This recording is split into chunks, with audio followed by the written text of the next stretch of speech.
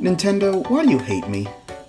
I was almost done with the video attempting to solve what the mystery course of Wave 6 was, and the final two new characters, and then new Direct comes out, you show 4 characters, something that I'm not complaining about, and the mystery course, effectively rendering that entire video useless.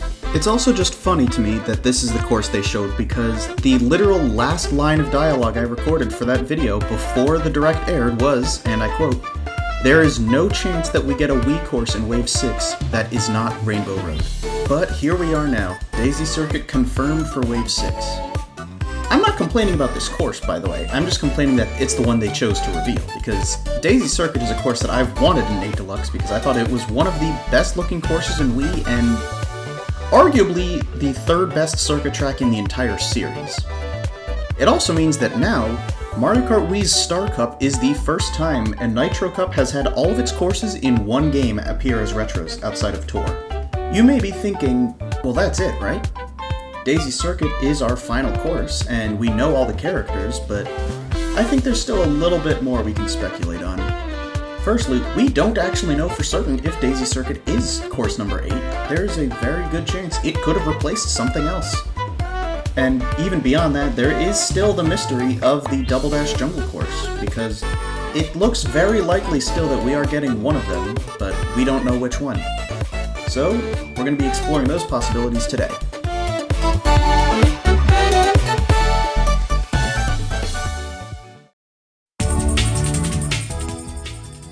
Alright, let's get the big one out of the way first. Did Daisy Circuit replace Wii Rainbow Road? Personally, I don't really think so. It's been largely agreed upon in the community that Wii Rainbow Road would be the perfect course to end the Booster Course Pass on, and it being completely replaced from the wave of the circuit track just doesn't sit right, in my opinion. If it's true that Daisy Circuit replaced Wii Rainbow Road, that would mean that we need a new course to end the entire DLC with, because Daisy Circuit is not grand finale material.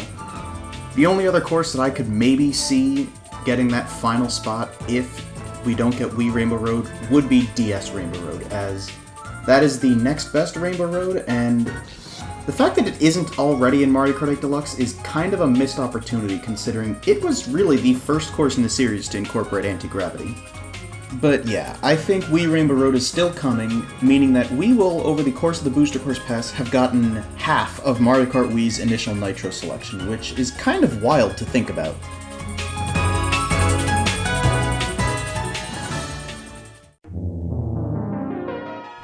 Next on the list of courses that could be replaced is SNES Bowser Castle 3. Most people have been saying that we're going to be getting this course, and again, like I've stated before, the way that it was made in Tour definitely shows that it was made with 8 Deluxe in mind. Plus, I highly doubt we're going to have 96 courses in this game and only 1 Bowser Castle. Due to this game's lack of Bowser Castles, I don't think we're losing Bowser Castle 3, at least not to Daisy Circuit. I still think there is a possibility that it gets replaced with GBA Bowser Castle 4, because that course also got a pretty substantial overhaul when it got into Mario Kart Tour. Be it SNES 3 or GBA 4, one of these Bowser Castles is going to be in Wave 6. I don't think they're going to be replacing either of them. Similarly, I don't think we're losing the Double Dash Jungle Track, because there's been a severe lack of Double Dash representation, not just in the Booster Course Pass, but in Mario Kart 8 as a whole. In the base game, we only had 2 Double Dash courses, and they were probably the 2 worst courses from that game. And now, the Booster Course Pass has only given us 2 courses in 5 waves. We need something else, and it's going to be that Jungle Track.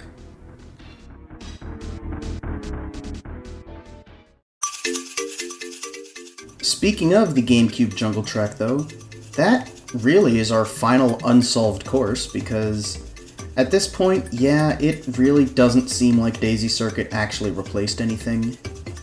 So now, I'm going to turn you guys over to me from the scrap video, because I made some pretty good points there, and I already have that recorded. I may as well use it for something. When it comes to the Double Dash Jungle course, I think that Dino Dino is much more likely than DK Mountain. They're both very good courses, but I just think that there is more evidence pointing to Dino Dino over Mountain. I'm also just going to say right from the beginning, I don't think favoritism has anything to do with it, as I don't think either of these courses particularly reaches the fan favorite status as a lot of others. The main reason that I think Dino Dino is more likely is simply because it was already a retro in Mario Kart 7. Now I know some people would say that this is a reason against it being in here, but I think that just makes it more likely. Have you noticed that every wave so far, with the exception of Wave 4, has had at least one course that was a retro in Mario Kart 7? The reason Wave 4 didn't is because Daisy Cruiser ended up getting pushed back so Waluigi Stadium could make it in. It's because of this Mario Kart 7 retro course favoritism that I think Dino Dino is the more likely one. But on top of that, there are a few other reasons that I think DK Mountain just won't be happening here. DK Mountain, I feel, just has way too similar of a vibe to DK Summit, which we already got back in Wave 4. Now yes, these two courses were both together in Mario Kart Wii, but the difference there is that one was a Nitro and one was a Retro.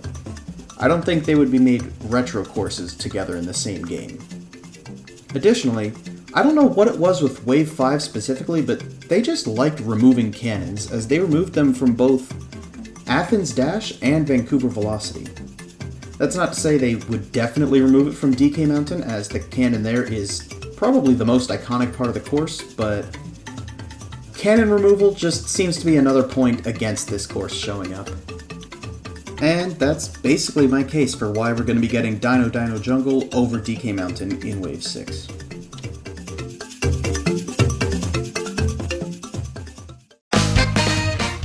And just like that, we now have all 8 of the courses that are going to be coming in Wave 6.